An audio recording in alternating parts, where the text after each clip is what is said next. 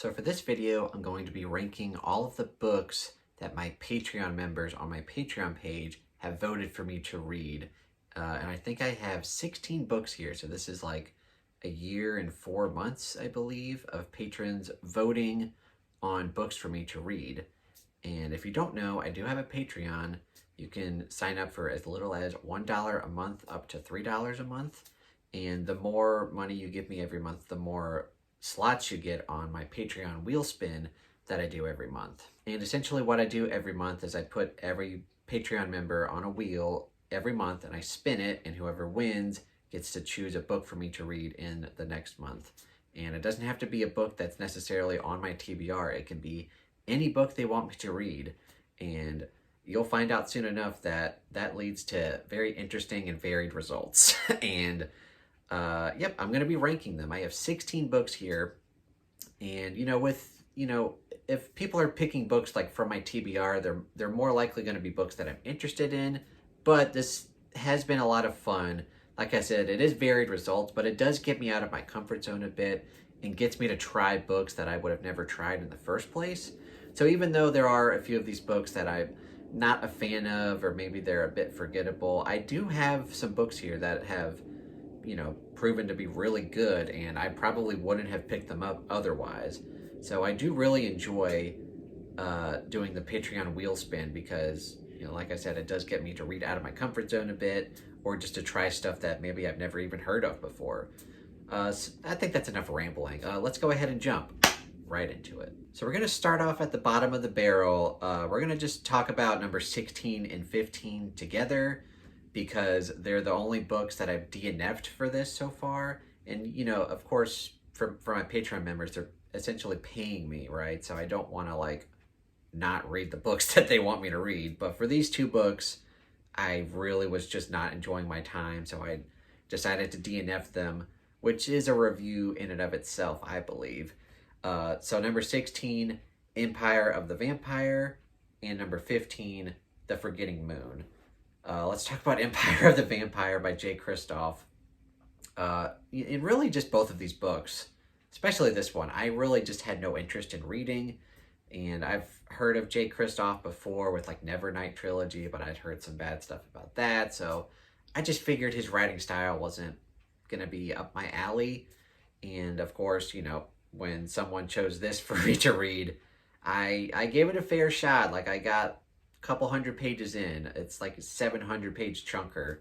I was just really not enjoying the writing style. I really wasn't enjoying the main character, how he was portrayed.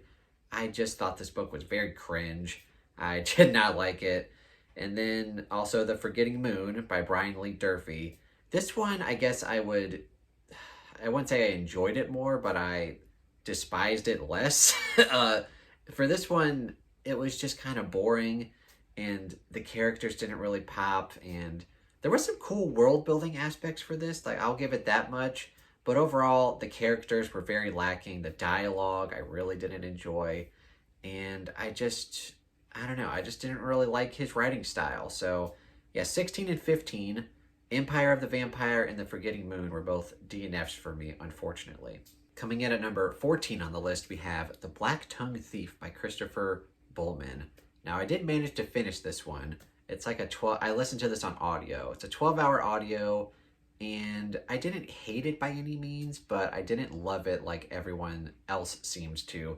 I definitely tend to have unpopular opinions sometimes. If you've watched this channel for any length of time, you know that's the case. This one I was hoping to like, but I liked the character, and I liked the humor that was laden throughout the book. But for me, I didn't like the episodic nature of this book. It was just so all over the place. One chapter, the character is in the middle of this epic adventure, and then the next chapter, he's doing something completely random.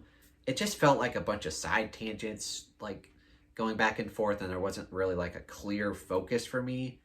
There is kind of at the beginning, but then everything else kind of just feels like side tangents. And I just didn't really like that structure. It wasn't terrible by any means, but I did give it 2.5 stars.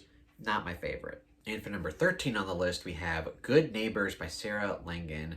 And this was kind of just like a random thriller, like domestic thriller that I'd never really heard of.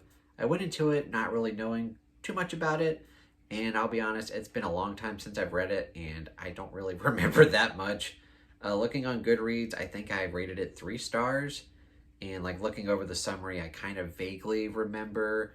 I remember not liking the characters, and for me, I love a good balance of good characters and plots, but like even if you have like an interesting plot, like in this book, you've got characters, like it's a domestic thriller and there's an inciting incident and all of that is pretty interesting. But if you don't have good characters to back it up, I'm really not going to care what's going on.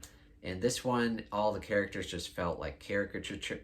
Oh God, I can't say that word. Caricatures. Yeah, and like I said, it's been months and months, and I barely remember anything about this book. I probably wasn't actively hating it reading the book like at the time, but definitely forgettable. 3 stars, and it comes in at number 13 on the list. And coming in at number 12 on the list, this is a recent read, and people will be mad at me because I know this is a lot of people's favorite books of all time. So Ian, if you're watching this, you can just kind of skip a minute here. I'm of course talking about East of Eden by John Steinbeck. I had read John Steinbeck before. I think I'd read Of Mice and Men, and then maybe another one.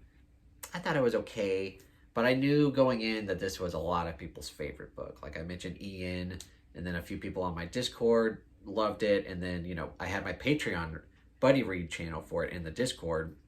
A lot of people loved it too. I thought it was okay, and I don't know, classics are very hit or miss for me. Like there's some classics that I just absolutely love. Picture of Dorian Gray, Frankenstein, great.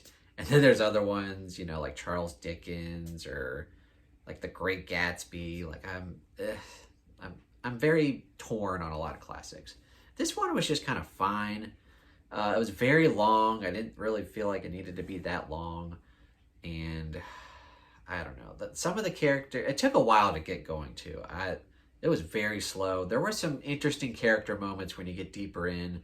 Like I kind of get what John Steinbeck is going for, but at the same time, I just don't think the book was written for someone like me. There's a lot of religious allegory. I'm not a very religious person, so I can definitely get, like, if you are a religious person reading this book, it would be very memorable and very touching. But for me, outside of a few very good character moments, this book just was not for me. Coming in at number 11 on the list, we have What Moves the Dead by T. King Fisher. This one was pretty good. Just like some of the other books, I gave it 3 stars also. This is supposed to be a retelling of one of Edgar Allan Poe's best and most well-known works, The Fall of the House of Usher. I probably read that in school, although I didn't really read what I was supposed to read in school, so who knows if I actually did. This one was pretty good. It definitely leads into like a more modern horror retelling of it. I don't know. It didn't leave too much of a lasting impression. The writing style was good. I believe I listened to this on audio, maybe on Scribd or Everend as it's now called. I think the one thing that it has going for it is that it's just a novella. I think it was like 4 hours on audio or something like that, so not too much of a time commitment. The writing was pretty good. I liked the main character a lot. It was definitely slow to start with an interesting ending. It didn't really wow me though. Like I was, with a cover like this, I was expecting it to be a lot weirder than it was, but I don't know, it didn't really wow me. I liked it. I probably wouldn't read another book. I think this is a series of novellas. I'm probably not going to read the other ones. It was fine, serviceable, but just 3 stars for me. And now we make it to my top 10, which is not that exciting because there's only 16 books. But this was my 10th favorite Patreon read, and that would be Of Blood and Fire by Ryan Cahill, which is the first book in the Bound and the Broken series, not trilogy, because I think there's going to be 4 books or more. I don't know, but I read book 1, and it was okay. I liked it. Like I said, it's been a while since I've read a lot of these. I remember it just being not very original. Like, it definitely felt like just classic fantasy tropes everywhere. You know, like a young boy stumbles upon a dragon, and I don't know, like it was okay. And like I said, and kind of the other ones, other books like What Moves the Dead, nothing really wowed me with this one. Like, just everything that happened maybe didn't seem predictable, but it just, when it happened, I'm like, okay. The writing was fine, the characters were fine. Overall, this book was just fine. It didn't really wow me enough to want to go read the sequel right away. I know a lot of people say that book two is like where it starts to get good, and then book three, they read it and they're like, oh, this is like Stormlight level. But I don't know. I'm kind of tired of like reading the first book in a series and then people telling me like, oh, well, it gets good later on in the series. Like, no, I want book one to be good. And book one was fine. I wasn't actively hating it or anything, but like, it's okay. It's not my favorite. I think I gave it 3.5 stars at the time. I'll stick with that. I'm probably not going to read any more in this series. And coming in at number 9 on the list, we have Timeline by Michael Crichton. And this was a fun book because Michael Crichton, one of my all-time favorite authors. I don't know if he's still top 10 or not, but probably still top 20 at least. I've read a ton of his books, my favorites being like Sphere and Dragon Teeth. You know, of course, Jurassic Park is great. But yeah, this one was okay. It was 3 stars, I think. And I think even though Of Blood and Fire was 3.5 stars, I'm giving this one the edge just because I had a fun reading experience because me and Stacy were reading this to each other when we were visiting. I was visiting her in Canada, and we would read this back and forth to each other. It was a fun experience because I don't really like medieval, like true Arthurian retelling stuff, like middle. I don't even know what it's called, like medieval stuff. She eats that up, and she's not really a big fan of like going, you know, like real deep into like the sci-fi of everything. But I like that. So this book was literally like those two things back and forth the whole time. So I'm enjoying kind of like the time travel stuff, like in modern day, of like how, you know, exploring like how time travel could feasibly work. She didn't really like that aspect. And then we went back into, I don't know, it's like the 1300s or whatever in like medieval France or whatever. And she's eating that up. And I'm just kind of like, it's okay. So it was fun reading it back and forth like that. Definitely not one of my favorite Crichton books. It was good, but definitely not one of my favorites. And coming in at number 8 on the list, we have Voice of War by Zach Argyle. This is the first book in the Threadlight trilogy. And this book was decent when I read it. It was good enough for me to want to read the sequel. I think the sequel was Stones of Light. But I will say after reading Stones of Light, I will not be reading book 3. I don't care as much. And this might be a harsh criticism, but like, I think these books would be really good as like starting fantasy. Like when I first started fantasy, I jumped in the deep end. Like I did A Song of Ice and Fire and Stormlight and went from there. But for normal people, like reading this, I could see them having a really good time getting introduced to fantasy and different magic systems. But for me, reading this, being a fairly experienced fantasy reader, it kind of felt like Diet Sanderson, where you got, you know, an interesting magic system and some interesting characters, but it just, I don't know, something didn't click with me. I know a lot of people love this series. It's certainly not bad by any means, but like the whole time I was reading this, I was like, I've read this before. I don't know.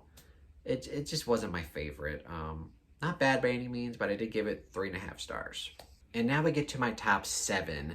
And I'm calling it my top 7 because all of these books, I believe I gave at least 4 stars and did really enjoy my time with all of these books in one way or another.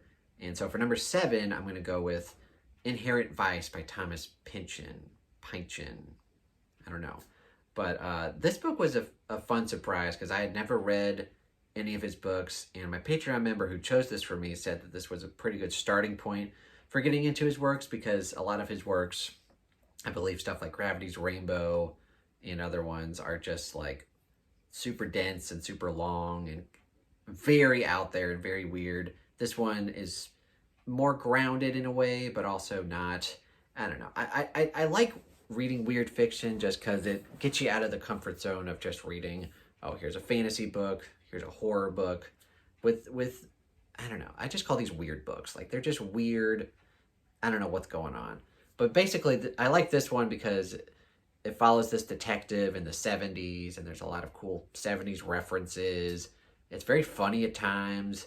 It has a lot of references to weed, which is hilarious. And just, there's a lot of just weird, wacko stuff in this. And I enjoyed my time with it. And it makes me want to go check out some of his other stuff. So I did really enjoy my time with this one. I believe I gave it 4 stars. And coming in at number 6 on the list, we have Three Musketeers by Alexandre Dumas, I believe is how you pronounce it. I don't know, but I never read anything by Dumas. After reading this, though, I am very interested in checking out The Count of Monte Cristo, which I know is a lot of people's favorite books, and I love a good revenge tale, so hopefully I can get to that sometime soon. Who knows? But we're here to talk about Three Musketeers. I really liked this one. It was just really fun. And you don't really get that a lot in classics. A lot of times, classics can kind of be bogged down by the language, or they're trying to get a thematic point across. But with this one, it was just a lot of fun. And I think you can kind of tell, like, this was probably like a serialized novel. Like, every week, he would probably publish like a chapter or something, and you get to read it. It kind of does feel like that. And I liked the characters. It was pretty funny. And like I said, it was just a lot of fun. And you don't always get that with classics. So I did enjoy this one. Gave it 4 stars. And now we get to the top 5. At number 5, we have The Lath of Heaven by Ursula K. Le Guin. Now, I've tried to read Ursula K. Le Guin in the past. I tried to read Earthsea. I think I DNF'd that. And then I read The Left Hand of Darkness. I think I gave that 2 stars. I really just did not enjoy her writing style. I think her writing style worked well in this one because it's a novella length. And I think with novellas and short stories, especially for sci-fi, you can kind of get past not having, I don't know, like a concrete story. Like The Left Hand of Darkness was I think it was too long for what she was trying to accomplish. I mean, that's an unpopular opinion probably, but The Lath of Heaven, it being a novella, like 150 pages, and it being about this guy whose dreams literally affect reality, I think it worked pretty well, and it's probably something I would go back and reread, which is saying something because I really didn't like her other stuff. But yeah, this one I did really enjoy. One of the better sci-fi novellas I've read. So yeah, I give this one 4 stars. Sorry if you guys can hear a dog barking in the background. He will not shut up. Good Lord. But anyway, number 4 on my list here is going to be Boy's Life by Robert McCammon. And this one was interesting because I tried to read this book in the past, and I temporarily DNF'd it just because I wasn't in the mood for the way that the story was unfolding. It felt very episodic in a way, like, Black Tongue Thief kind of was the same way, where this one, like, every chapter there seemed to be something different happening. And I was just trying to figure out, like, why, like, where is this leading to? And at the time, I wasn't getting into it. But then upon my reread starting it over for Patreon, I really enjoyed it. And I gave it 4 stars. I really enjoyed the character work. I think Robert McCammon, because I had also read Swan Song, and his character work in that was superb. And I don't know, he just has a way of telling a story. His writing does feel reminiscent of Stephen King, and yeah, I really enjoyed it, and I enjoyed the ending. Not like a 5-star absolute favorite banger of all time, but I really did enjoy this. And since I've read, Swan Song and Boy's Life, I'm definitely going to check out more from Robert McCammon. So I'm definitely glad this was chosen for me to read for Patreon. And coming in at number 3 on the list, we have Schrader's Chord by Scott Leeds.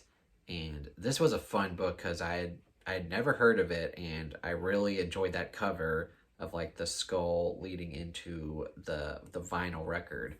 Very cool. and it combines, you know, two of my favorite things, horror and music.